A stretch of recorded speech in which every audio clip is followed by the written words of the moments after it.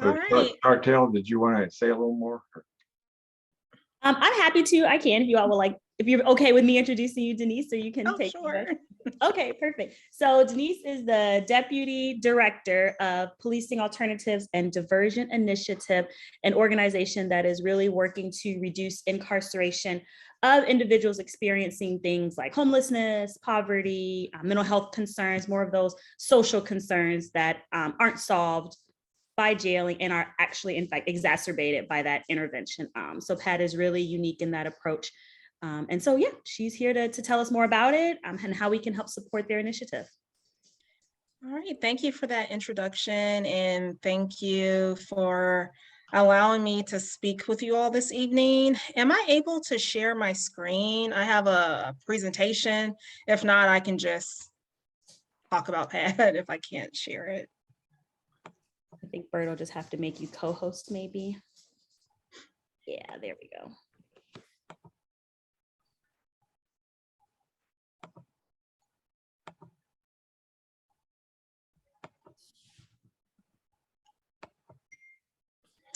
All right, so again, my name is Denise White. I am the Deputy Director at PAD, formerly known as Pre-Arrest Diversion Initiative, but now we are known as Policing Alternatives and Diversion Initiative, but you can just call us PAD. And before I get started, I just want to say that I'm a proud Atlanta native, and I'm always appreciative of the work that you all have done throughout the many decades. So thank you for your service. All right, so PAD basically has two core components. We have our community response services, and we have our lead diversion services.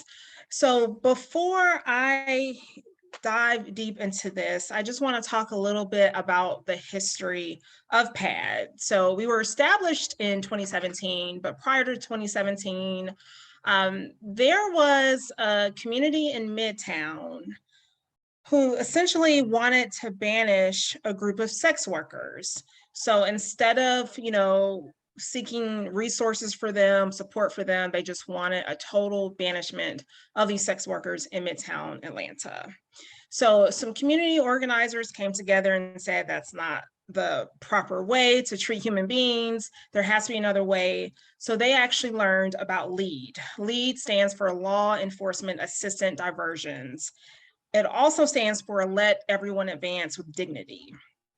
So the council members at the time, Kasim Reed's staff, they actually went to Seattle, Washington to learn more about LEAD.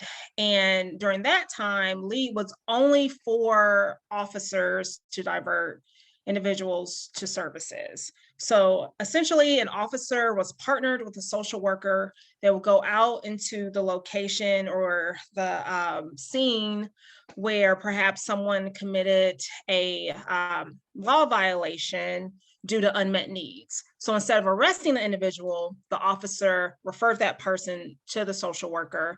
The person was not charged, the person was not cited. This was literally a diversion.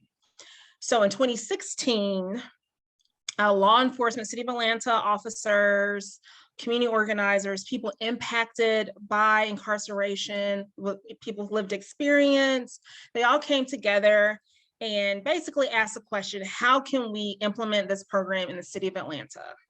So in 2017, we actually,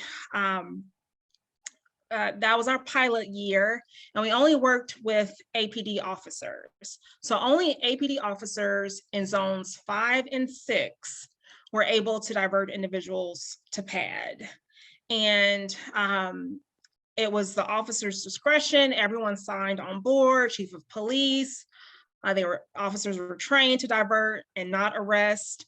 And really, that is our core target population, individuals who have unmet needs, who are navigating through the criminal legal system. So law enforcement assistant diversions or lead diversion services, we basically just work with officers so they don't arrest individuals for those quality of life issues.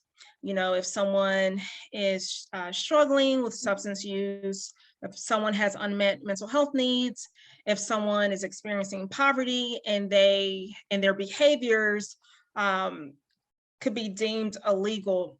For instance, if someone shoplifts food because they're hungry, they are, essentially breaking the law, but why are they breaking the law? They're breaking the law because they have unmet needs. And so we are working with law enforcement to say, hey, is that the appropriate public safety response? If someone is in front of a gas station asking for money, which unfortunately is illegal, if they ask for money and the patrons are getting upset, they're getting irritated, and they want the police to lock up the person. Now, let's just say that person goes to jail for a few hours, comes out. What resources does that person have? Does that person have housing? Does that person have food? No, the person went to jail, they come right back out, and guess what? They go to the same gas station asking for money because they don't have their needs met. And so a lot of the work that we do is training officers to say, hey, is that an appropriate public safety response? Or do you want to divert them to PAD when we're able to get their needs met? And this is a true story. There was a person who was diverted to us, who was panhandling in front of a gas station, and the officer diverted the individual. We were able to put that person in a program where he received housing, he got a job, and of course he got food, and he wasn't at the gas station anymore asking for money because his needs were met. So that is our one of our core components, diversion services with law enforcement. And from 2017 to 2020, that was our work, solely working with law enforcement in helping individuals not be arrested for unmet needs. So in 2020, we decided, why don't we expand our program? Because we know there are a lot of community members who want to essentially refer individuals to us, but the only avenue through PAD was from law enforcement engagement. So we decided to come together to say, okay, how can this work where community members can actually refer to us? And so I already talked about how we started in 2017. We only worked with officers. Now let's talk about how we got to the community referral process. So in 2020, we analyzed a lot of 911 call data. We wanted to see, what are people calling 911 for? Because, it's one reason for like law enforcement to over police, but we're noticing that community members are actually starting to over police too, because they call 911. So, and what happens when you call 911? The police come out. So we knew that like we had to analyze the 911 call data. Why are people calling 911? And a lot of people are actually calling 911 because of those unmet needs. If you see someone who is using substances in public, a community member might get rattled and call 911. If someone has unmet mental health needs and they're walking around without any clothes on, they're calling 911, And so a person with those unmet needs, again, do they warrant a police response, or do they need services? Do they need treatment? Do they need help and support, reconnection with family? So we basically analyzed the call data. We implemented a survey to City of Atlanta residents, just asking them, what kind of quality of life concerns are you seeing in the City of Atlanta? What kind of issues are you seeing where the appropriate response is not a police response, but these individuals actually need help and support. So then we also worked with 311 because they were going to be the ones to accept the phone calls. So we worked with 311 to develop protocols to see, what kind of concerns and issues what kind of calls will they be willing to take. So we did all of that work. We had working groups, we had listening sessions, and then we basically launched our community referral process in January of 2021. So if an individual, if a community member, if someone who works in the City of Atlanta if they perhaps are witnessing someone yelling, if they're responding to internal stimuli because they're hearing voices, if someone is perhaps naked in public due to unmet mental health concerns, if someone's asking for help, if someone seems disoriented, again, yelling, talking to themselves, or if someone's even using substances out in public, someone's bathing out in public, using the bathroom in public, those are reasons why, social workers and behavioral health specialists should actually respond and not the police. So if our community, if they see their neighbor, their unhoused neighbor, experience any of these concerns, the City of Atlanta residents can call 311 and dial 1 for PAD. I don't know if anyone on here lives or works in the City of Atlanta, but I know there's a part of DeKalb that is in the City of Atlanta in Zone 6. So if anybody's on the call from, that zone, you can absolutely call 311 and dial 1 for PAD. Now, some City of Atlanta residents, they've had issues with calling 311, let's just say for potholes or the trash hasn't been picked up. They call 311, it's been weeks and they haven't responded. Well, thankfully, 311 has a designated team of agents to answer PAD referrals. So that means that they're not waiting for a phone call. Typically, phone calls are answered immediately. You don't have to leave a message. So the residents and workers in the City of Atlanta can call 311 and our harm reduction team will go out. Our harm reduction team, they're responders. They go out to the scene and they engage with the individual and they provide support and resources to them. So this actually is what happens when you call 311. First of all, we accept calls Monday through Friday, 7 a.m. to 7 p.m. because those hours are 311 hours. So whenever they're open for business, we're open for business. If they're not open for business because of a holiday or the weekend, then we're unable to answer the calls because the calls actually go through 311. So an agent will answer the call and they will ask a series of questions just to determine whether or not this is an appropriate call for PAD. If it's a medical emergency, if someone's bleeding or if someone's in danger or if someone appears to be under the age of 18, that is not an appropriate PAD referral, but we do have other organizations that we work with. Obviously, if it's a medical emergency, then 911 would have to be EMS will have to be dispatched and 911 will have to be called. But other than that, we try to limit our interaction with police.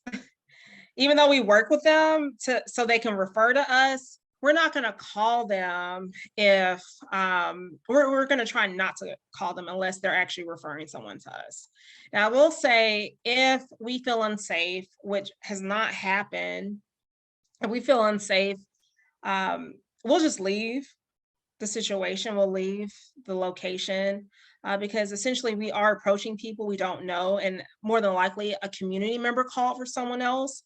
So we'll just leave if they don't want our support. We are a consent-based organization. So if they're unable to consent, we'll try to engage with them another time. But if they're very agitated and we see that the situation could escalate, we're going to leave them alone. But we do have trained PAD liaison officers. So as I mentioned earlier, we've trained many officers, but each zone actually has a liaison officer who knows our target population. These are, again, individuals with unmet needs. So they know they should be referring to PAD. And if we need their assistance for something, it seems escalating, then they are trained in person-centered care, basically. So we just don't ask any old police officer. We're not going to call 911. We're going to call our PAD liaison officers on their cell phone to say, hey, we need your support. Again, have the gentle person-centered approach to the individual. So basically the 311 agent answers the call, and then the agent actually gives us an email summary of the call. And then our referral coordinator dispatches our harm reduction team to the scene. And then we follow up with the community member. We want the community member to know what exactly happened at the scene. So if we were able to engage with the individual and that individual, accepted our services and our support, we'll let that community member know, and we'll say, thank you so much for calling, because someone else could have called 911, but you call 311, and we hope that you call us again, and please tell your community to call us.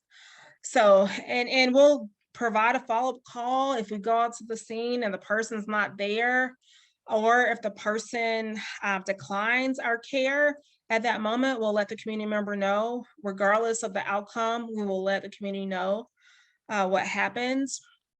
And I just want to mention, if someone declines our care, we will ask them, is it okay if we check on you again in a couple of weeks? Because we know that, maybe a person doesn't want our support today, but maybe in a couple of weeks, maybe they change their mind. Maybe they want housing, or they want linkage to care, or whatever their needs are, so we will ask if we can visit them again. We like to be persistent in a gentle, person-centered way. So we will definitely follow back up with them if they allow us to.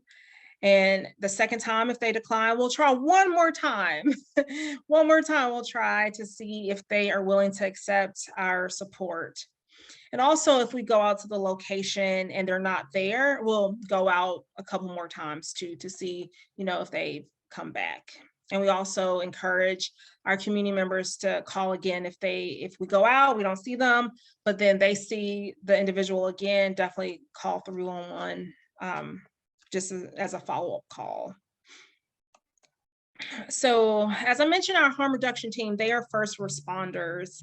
We treat a call just like a 911 call, because we know what the stakes are. We know that individuals with unmet needs, they're at risk for getting arrested. We know someone who's responding to internal stimuli by talking to themselves or screaming to themselves, or if they're not wearing clothes walking down the street, we know they're at risk for getting arrested. So we like to go out to the scene within 30 minutes or less. We again know how urgent it is to provide that care and provide that support.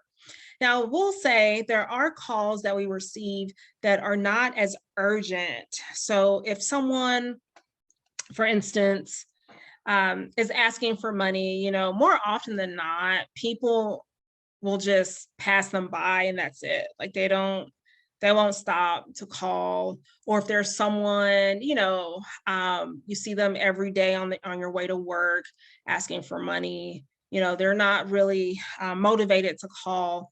We might take up to 72 hours to answer those calls if we're out on those more urgent calls.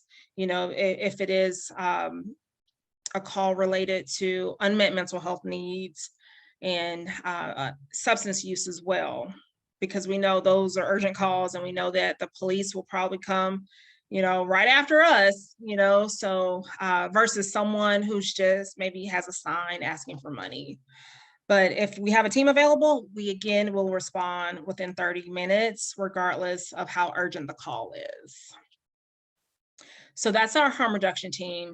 They respond to the calls from the community, and they respond to calls from law enforcement as well. And they really identify what the emergent needs are of the individual. If the individual's hungry, if they want food, if they want shelter, if they want toiletries or anything like that, they really identify what the emergent needs are. After a person becomes a PAD participant, they get assigned a care navigator.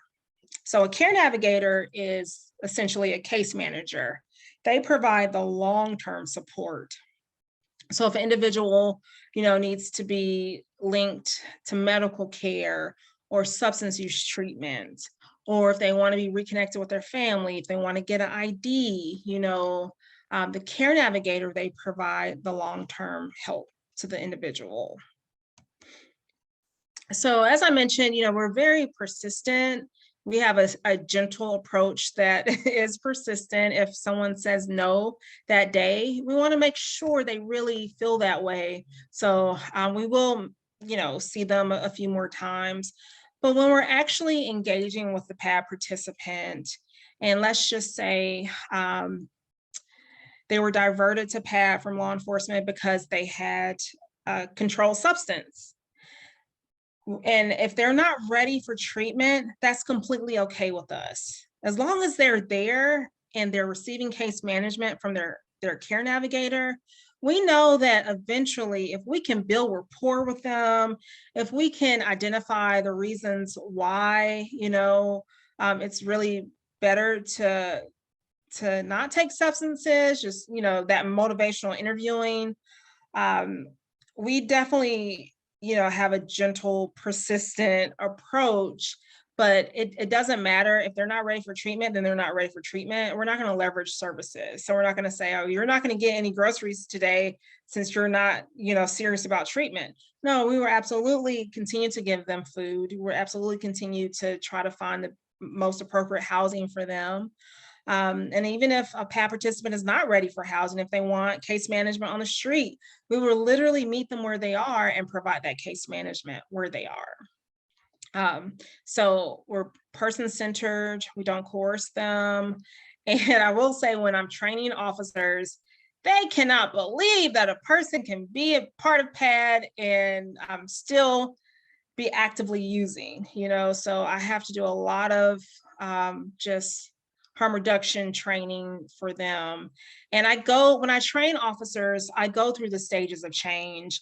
I talk about, pre-contemplation, contemplation, all of that, just to give them understanding on why it's very important to reconnect a PAD participant who, for instance, if they're actively using and the police, they see them, we try to motivate that officer, again, make a rediversion to PAD, because that person is working with their care navigator. We are building trust. We are, working with them. So hopefully, eventually they will accept treatment, versus if they arrested the person, then they're going to go to jail, and which is a very traumatic experience. They come back out and all the work that we've done could possibly go down the drain. So not only do we motivate officers to divert, but we also motivate them to redivert and re-refer individuals. Even if they were diverted to PAD and then we don't know where they are, and then 6 months later, the officer sees them, we want that officer to call us. A person may be lost to engagement for 3 months, they knock it on our door, we're going to accept them, because we understand how difficult it is for someone to be ready for support. I like to give this example. I like to use myself as an example. It's incredibly difficult to maintain a healthy lifestyle without, relapsing and eating, unhealthy food. It takes a lot. You have to be mentally prepared to want to work out every day, to want to eat the healthy food. So I gave that example to officers all the time about how challenging it is to just be healthy in that way. So imagine if you're dealing with addiction to substances. We already know it's incredibly difficult to just eat right and work out. So imagine not only dealing with addiction, but dealing with addiction and not having other needs met, not having enough food to eat, not being reconnected to connected to family. So in addition to, experiencing addiction, person doesn't have support either. So it's incredibly, challenging for a person to be abstinent from substances.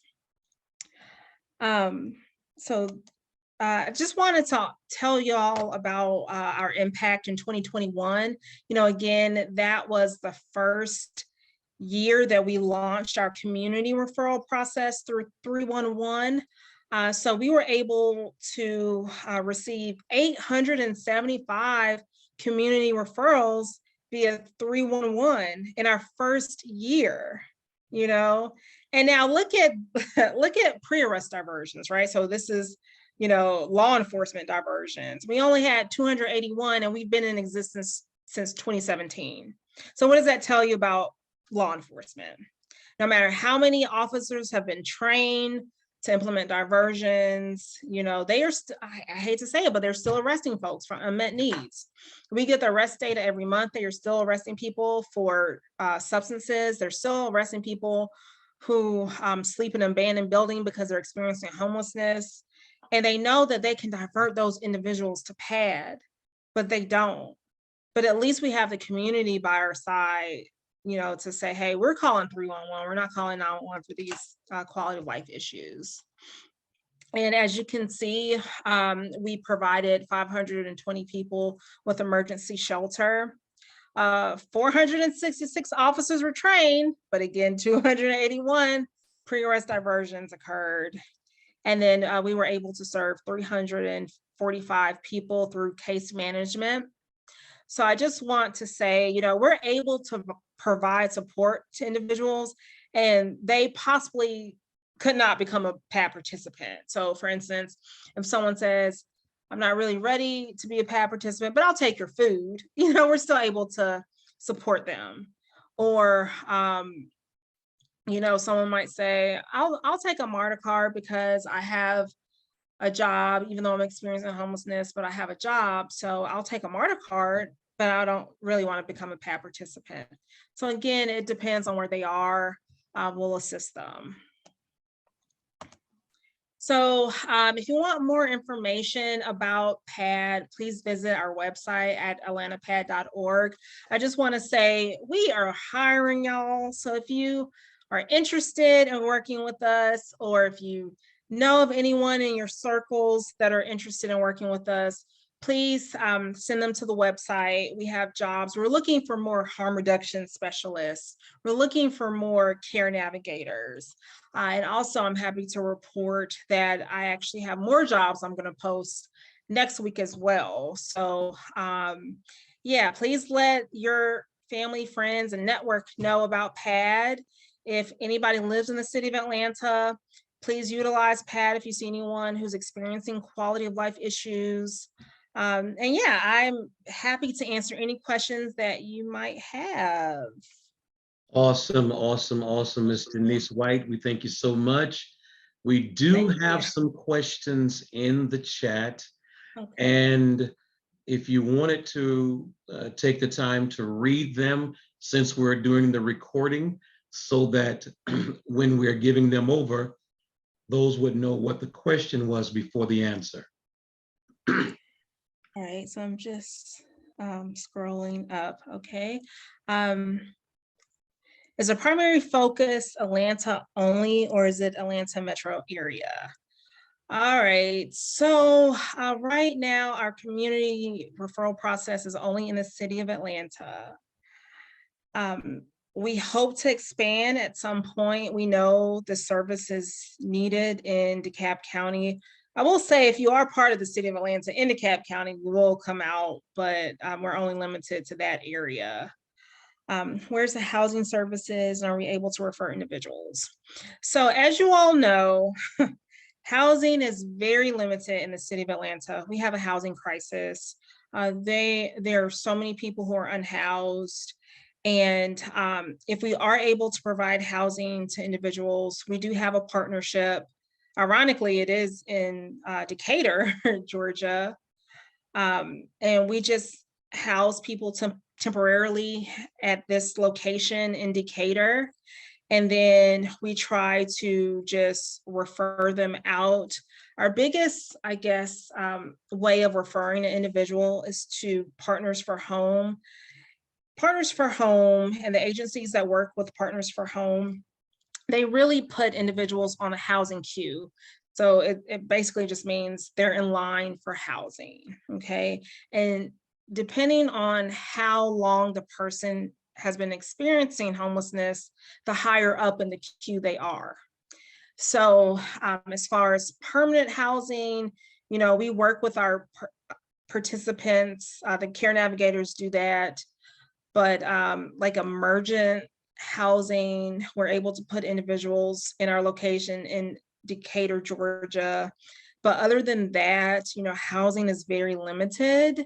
So we like to refer out to Partners for Home to see if they can put the individuals on the housing queue, the individuals that we are unable to support.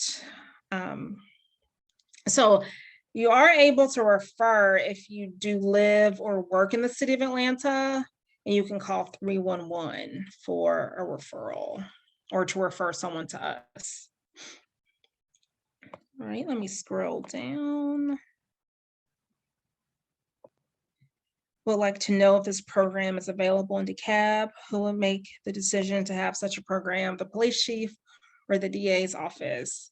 That's also a great question. And I did not even talk about our our legal partners. We work hand in hand with the solicitor's office in Fulton and the city of Atlanta, because we understand sometimes people get arrested and then they are at first appearance court. The solicitor can make a PAD referral too. They can divert to PAD versus saying they need to go to jail. So it just depends. I know for us, the police chief was on board first. We implemented diversions through law enforcement first. Does DeKalb have a non-emergency line like 311?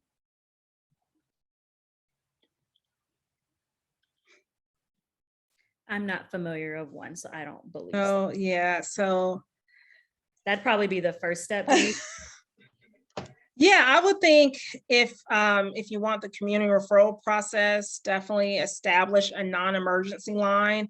I think that's just best practice anyway, because there are a lot of quality of life issues that happen, and the police don't need to be called, as we all can agree.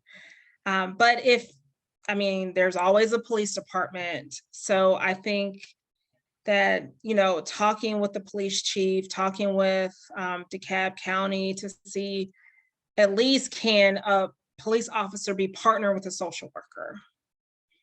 If a social worker is already being paid from the agency that they work with, just partner with the police officer before you can get funding to have, a program like PAD in DeKalb County. All right, If you would, the rest of them are answers. Jump down to the one that says Tawana Jones. To everyone, what is the procedure for mental crisis outside of business hours?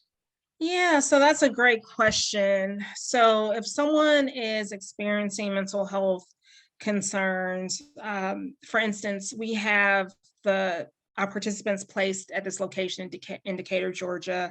We actually have someone from Grady who's on staff there, which has been extremely useful for us outside of business hours. Unfortunately, we've had instances where someone was experiencing a crisis and they were essentially, destroying the room, and, the front desk, that their only option was to call 911. So we do have a person at our location in Decatur who works for Grady.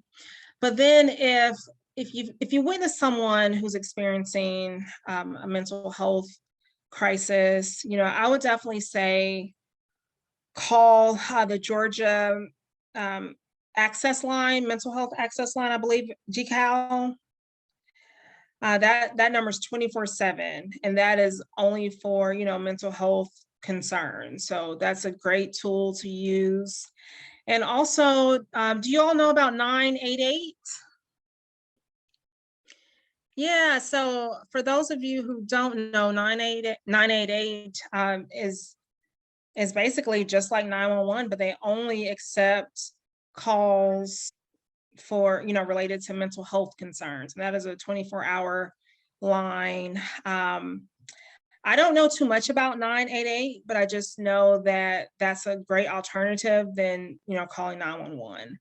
And even if a person calls 911, and you don't have to ask for the police. You can say, I'm witnessing someone experiencing a mental health crisis. please do not dispatch the police. Please dispatch, Grady only. And they can do that. I've actually called for someone myself. And they said, do you want the police to come? I was like, no, I do not want the police to come. I just want Grady to come. So I hope that answered your question. So Yes, this is it did. Thanks. Sorry, Okay. I was driving and then I was trying to get in the house at the same time. So thank you. Oh, no problem. So will others living outside your area be rejected if they are in your area when they call? So no, if you're in the city of Atlanta making a call, we'll accept the call. It's really 311. So 311 will accept the call. Even if you live outside the area, but if you're in the area when you make the call, we will absolutely accept the call. That's why a lot of people call us who work in the city of Atlanta. They might not live in the city of Atlanta, but if they work, or if you just happen to be in the city of Atlanta because of a concert, or if you see someone experiencing those quality of life issues, definitely call us if you're in the city of Atlanta.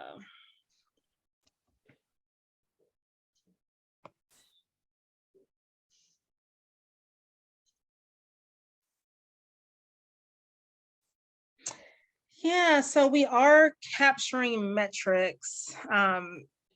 So basically, for funding purposes, we have to report the work that we're doing to our funders, to the city of Atlanta, also Fulton County. So we do capture our data that way, how many diversions we've completed, how many individuals were linked to care, were linked to treatment. But also we capture our participant testimonials. We feel, that's our success right there. Someone who's actually in PAD to say, this program works. I can be in jail, but I'm not. I'm thriving, I'm independent, and I'm thankful that a community member called 311, or I'm thankful that a police officer chose not to arrest me. Tomorrow, I actually have a training with the police academy. And anytime I train officers, I always bring a PAD participant.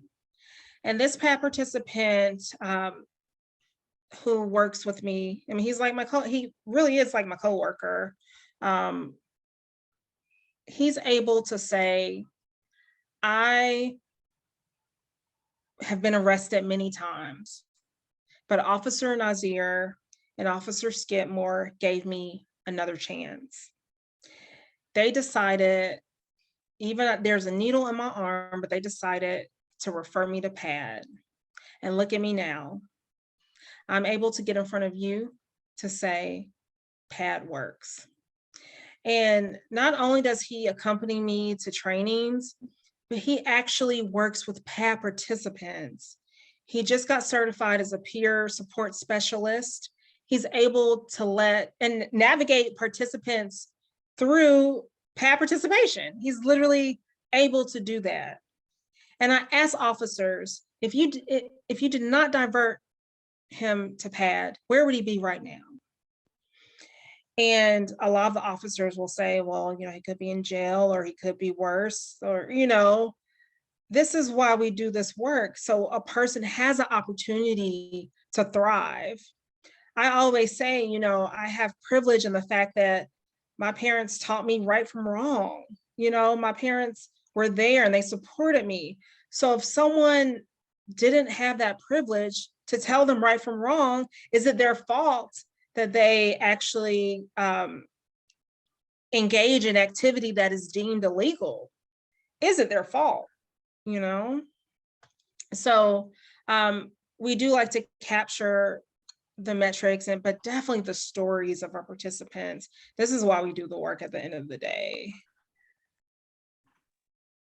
And also, I just want to say that we've been capturing recidivism data too, because law enforcement, they want to know, is this a get out of jail free card, or does the program really work? And I am happy to report we've diverted over thousands of people or referred thousands of people. And only about 20 people are in Fulton County Jail right now. And majority of them are in jail because of substance use charges, not even because of, violent offenses, but because of substance use. So as regarding recidivism data, the program works as well. All right, so how's the training implemented to the police force? So we basically had to do a lot of begging. We had to go to the higher ups to say, hey, can we please, train your officers to utilize this tool as part of their public safety toolbox? Thankfully, we had some support from leadership. But a lot of officers are set in their ways. A lot of the officers were taught to arrest, were taught to enforce the law. So thankfully, tomorrow I have a police academy training where we have fresh eyes. They're still civilians technically, and they get to learn, hey, you have your public safety toolbox and you have your handcuffs, but also you have this other tool. You have this other tool that you can use as part of your public safety toolbox that has nothing to do with handcuffs, So basically, we've been fighting to try to get into in-service training. And in-service training is basically required training that officers take every single year. Like they have mental health training, they have all these courses, and we want PAD to be part of their yearly training. But it's been so tough, so difficult to get that in. But that's really, we hope that we have a leader that supports PAD, and we just try to train as many officers as we can for right now. But our hope is to be part of their yearly training, so every officer will be trained in PAD.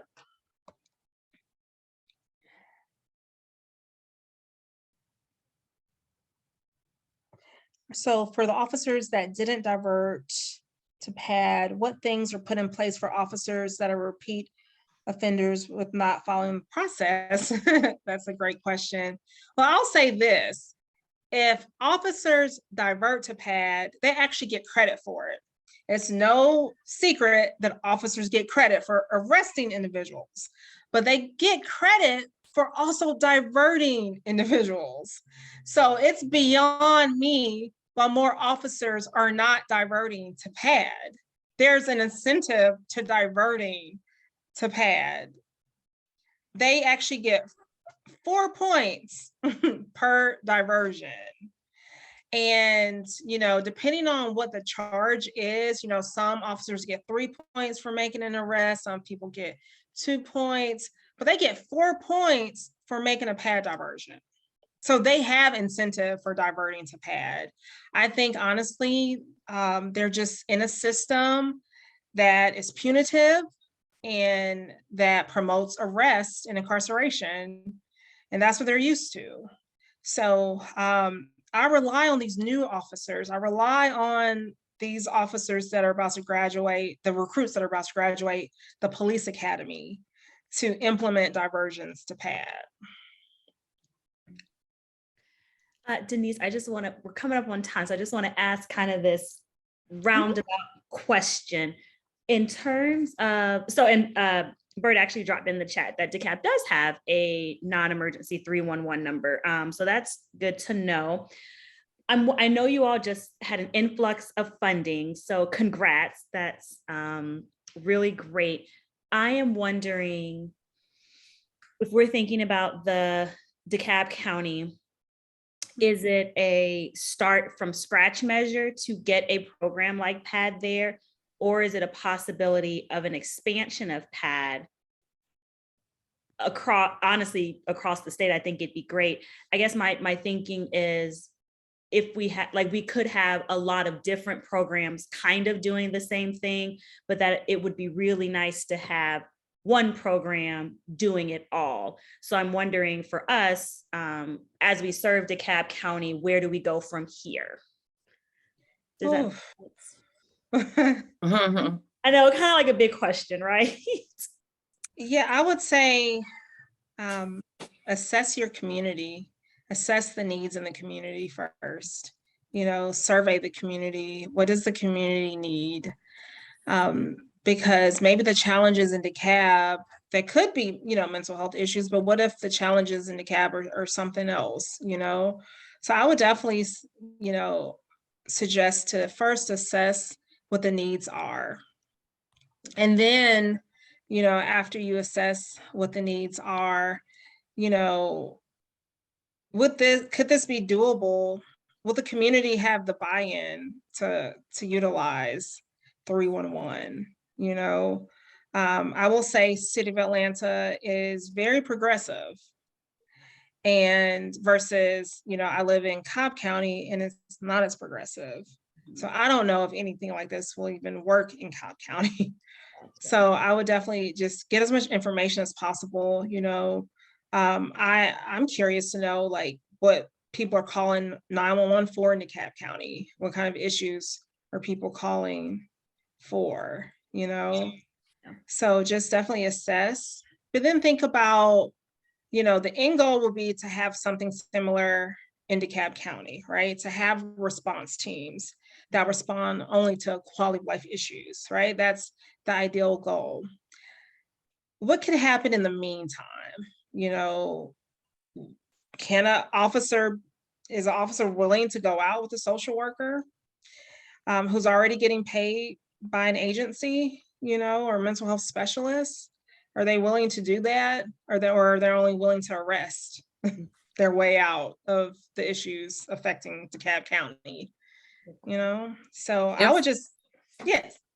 I would like to jump in because for one, I know that DeKalb County has a pad. I would say, Chantel, definitely appreciate you coming and presenting. I've gone through that citizen, I guess, academy, and with the almost a million people in DeKalb, we have all kinds of services, and plus they beefed up. Matter of fact, talked recently in reference to changing where the officers are getting that mental health training, simply because of it's just been beefed up last several years. I would say, Chantel, see if you could possibly speak with someone in the what is it, police director here in DeKalb. We have all kinds of services. What Atlanta have, trust me, DeKalb has. Because and we do know that we don't see, but they do work together across lines. And I mean, if you want me to, you know, we can go together and try and talk to Chief Ramos to see what's you know, going on in DeKalb. We have a lot of things. What Atlanta have, DeKalb has, trust me. But we can get together, Chantel, if you don't mind. Yeah, that sounds good. Yeah. Perfect. Good deal. Thank you. That sounds awesome. Thanks, Denise. Well, Thank No you for problem. having me. Denise White, we thank you so much for all that you've mentioned on tonight. We're going to take things to heart, look and see what we can get done.